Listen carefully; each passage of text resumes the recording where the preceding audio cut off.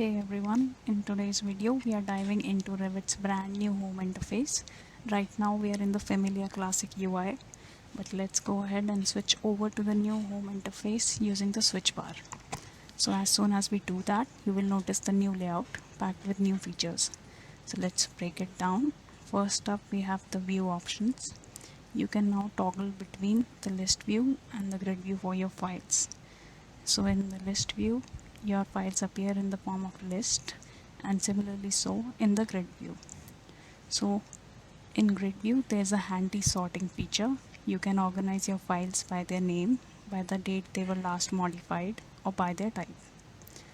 When sorting by type, Revit smartly groups your project files and family files separately. Super helpful for staying organized. There's also a filter tool where you can filter your files based on the last modified date and file type, which makes navigation quick and easy. If you found this helpful, don't forget to like, share and subscribe for more Revit tips and tutorials, and hit the bell icon so you never miss an update from us.